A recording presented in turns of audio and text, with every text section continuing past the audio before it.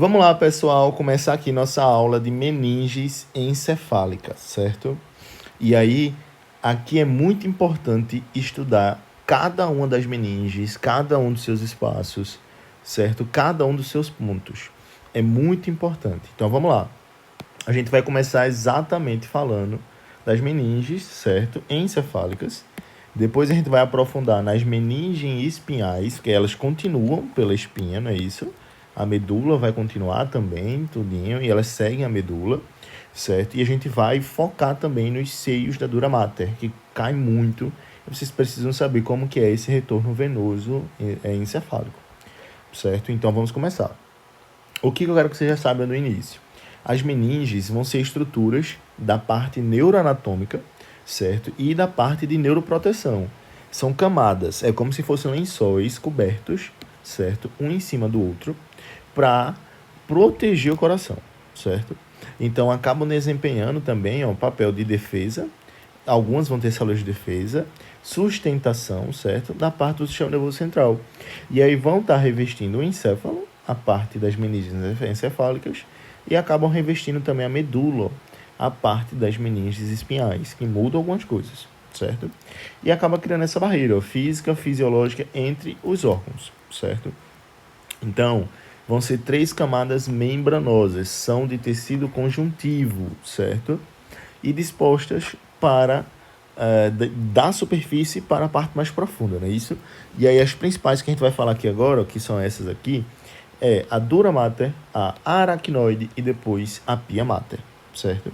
É muito importante saber cada uma delas, porque tem patologias que pega cada uma, certo? E aí saiba que a dura mater começa com D, de ser dura mesmo, porque é a mais resistente. A gente também chama ela de pacmeninge, certo? Aí temos a aracnoide, que é uma intermediária, ela é mais fina, certo? E é delicada, e ela tem um aspecto de teia. E a pia mater, que já está conectada, intimamente aderida, certo? Ao tecido nervoso do cérebro, certo? Então, saber que a pia mater é mais íntima. Então, a gente vem aqui de fora para dentro. Então, a gente tem essas camadas, certo? Então, lembrem que essa parte de divisão é muito importante. Vocês têm que saber isso aqui é o básico, certo? Aí, vamos lá. A gente também classifica por localização, como eu estava falando para vocês, não é isso? Meninges cranianas revestem o encéfalo. Meninges espinhais vão revestir o quê? A medula espinhal, certo? Ambas são contínuas. Então, primeiro meninges cranianas, depois meninges espinhais, certo? E ela mantém as mesmas estruturas e funções, porém vai ter algumas mudanças de algumas características, que a professora pode cobrar essas diferenças. A diferença da dura mater, que está recobrindo o cérebro, e a que está recobrindo a medula, então tem que saber disso. As funções que a gente estava falando, a proteção mecânica contra impacto e choques, suporte estrutural aos vasos sanguíneos, certo? Compartimentalização por causa do LCR, então o LCR ele vai ser produzido e vai circular, certo? Tem que saber disso. Acaba sendo uma barreira biológica contra infecções, né, para atingir o cérebro, e a absorção e drenagem do LCR, certo? Por causa das vilosidades aracnoides, a gente vai comentar isso. Então, assim, é muito importante saber, certo? Essas funções gerais. E aqui a gente vai começar agora cada uma camada. Vamos começar com a dura mater, certo? E aí eu quero que vocês saibam que ela é a camada mais externa, como a gente estava falando, formada por tecido conjuntivo denso irregular, certo? E ela tem 2 camadas, pessoal, bem definidas, certo? E essas camadas estão aderidas entre si. Vejam, são 2 camadas que são aderidas entre si, uma colarinha na outra, mas chega uma hora que elas se separam, se separou, certo? Separam em pontos estratégicos e cai muito isso. O que forma essas 2 camadas da dura mater quando se separam? Seios venosos durais, que são os seios que vão cair e despencar na prova. E os septos fibrosos. Então vamos olhar aqui, ó. Vejam que interessante aqui, ó. Aqui a gente tem ela, ó, a dura mater, ó, a mais externa, certo? E quando se separam, formam os seios, estão vendo? Olha ela aqui, ó. Vejam que interessante, ó. A dura mater, ó. Aí veja, se separou, ó. Então formou um seio aqui, ó. Certo? Então saber que a gente, né, tem que lembrar de que quando a dura mater se separa, ela tem exatamente essa formação de seios, certo? E aqui eu botei, ó, camada superficial da dura mater. Então, a função dela é semelhante ao periósteo, aqui, ó, certo? Que recobre e nutre, né, os ossos do crânio, certo? Ela fixa, ó, firmemente a superfície interna da calvária óssea. Ela está fixada, ó, a calvária. Recebe irrigação abundante da artéria meníngea média, tem que saber isso aqui. E é um ramo, ó, da artéria maxilar, certo? E isso é muito importante, porque quando tem hematomas epidurais, ó, epidurais aqui próximos a essa região do osso, essa é a meninge que vai ficar sendo acometida também, certo? Porque ela está intimamente ligada a ela, certo? Então, lesão na têmpora, fratura do osso temporal, ruptura da artéria meníngea média, pode ter um hematoma epidural, certo? Ó, e essa é a camada mais, né, superficial da dura mater. Vamos ver, ó, a mais profunda, certo? Veja que toda essa imagem, quando tiver o verdezinho, é o que se destaca, certo?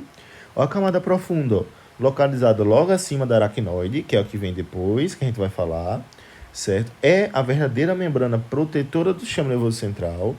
Sua face interna é lisa e desliza sobre a aracnoide, certo? E projeta-se internamente formando os septos fibrosos, que a gente vai comentar sobre eles, certo? Ó, septos fibrosos da dura mater, agorinha, ó, dividem, né, estabilizam as estruturas intracranianas, restringindo deslocamentos do cérebro durante movimentos bruscos. Já caiu uma vez uma questão perguntando isso, certo? O que restringe... Era exatamente assim. O que restringia deslocamento do cérebro durante movimentos bruscos? Aí lembrar dos septos. E os septos são as estruturas que são formadas, certo, pela dura mater, quando ela se separa, certo? Lembrar disso. Aí a gente vem para outras estruturas, ó, que ela pode perguntar a foice do cérebro, certo? Que é falx cerebri. Ela é maior, ó, o maior septo dural, certo? Então, ó, é um septo. Localização, ó, ao longo da linha média, entre os hemisférios cerebrais, ó. Olha a foice aqui, ó, vai dividir os hemisférios, não é isso? Aí, ó, extensão dela, meu, vai da crista etimoidal, do osso etimoide, ó, até a protuberância occipital interna, certo? Até a protuberância occipital interna. Aí vê, ó, a estrutura associada, os dois seios sagitais. Seio sagital superior e o seio sagital inferior, certo? E, posteriormente, vai se conectar assim, ó, ao tentório do cerebelo, que a gente vai mostrar isso também aqui, que também é uma divisão que divide o cerebelo em hemisférios.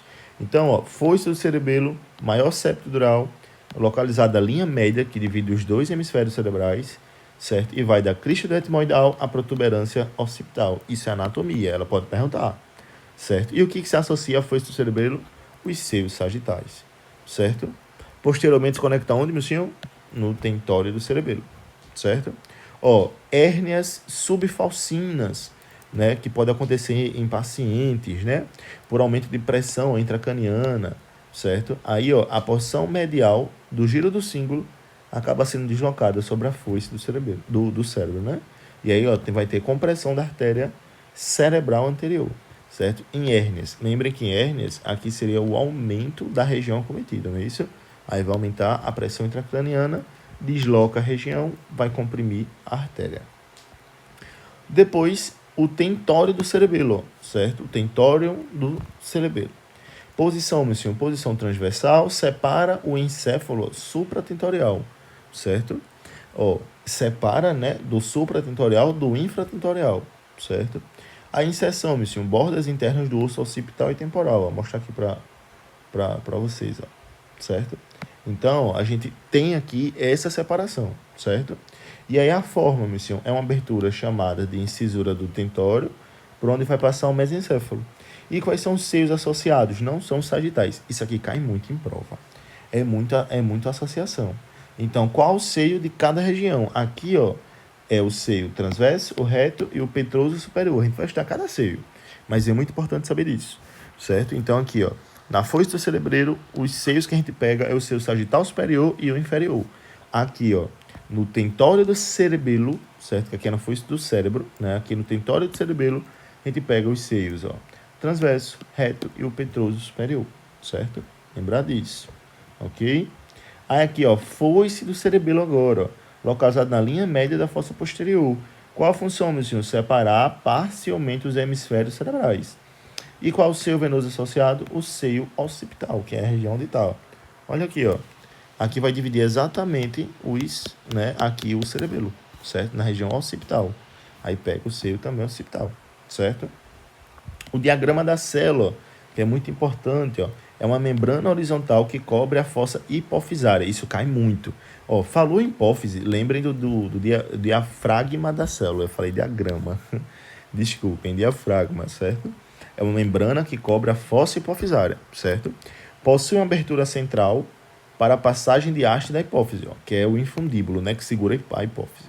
E quais são os seios, meu senhor, associados? Ó? Intercavernoso, tanto anterior quanto posterior, certo? Ó, tumores hipofisários podem expandir o diafragma.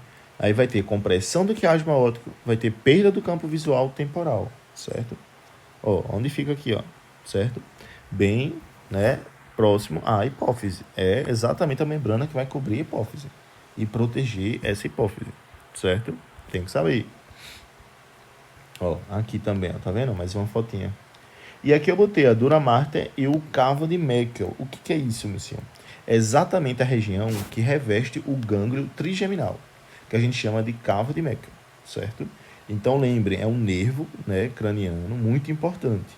Então, ó, estrutura em forma de bolsa com líquido, com LCR, onde se alojam raízes sensoriais do nervo trigêmeo, tá vendo? Relevante em neuralgia do trigêmeo.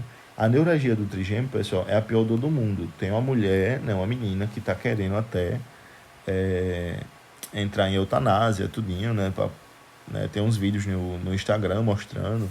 Então, assim, provavelmente, certo? Essa regiãozinha aqui, ó, que é o cavo de Meckel, dela está totalmente desregulada, e está anatomicamente, destruída, certo? E aqui eu botei, ó, todos esses septos, a localização, as estruturas que separam, os seios associados e a importância clínica. Saber isso aqui. Importância clínica, talvez a professora cobre, é uma prova prática, mas tem que saber a localização deles, certo? A gente vai ter uma prova prática disso aqui, que eu vou simular com vocês, tá certo? Então tem que saber, certo? Aqui tem o diafragma da célula, certo? Botei aqui também, ó, cada regiãozinha e a característica, certo? Ó, durante a cirurgia para ressecção, ó, tumor na hipófise. A única vez que a gente falou de hipófise nessa aula foi aonde, pessoal? Diafragma da célula. Então, ó, veja como a gente faz associações, O ser humano, ele faz associação. Então, a gente nem lê o resto. Falou em um tumor de hipófise, lembra diafragma da célula. Não é isso? Então, é muito importante saber disso, ó. Ó aqui, ó, a foice do cerebelo, ó, foice do cérebro, ó, que se comunicam, Olha aqui a tenda do cerebelo, não é isso? Então, assim, muito importante ter essas visões. Essa aula aqui a gente viu sobre a dura mater e a introdução das meninges. Vamos agora para a aracnoide.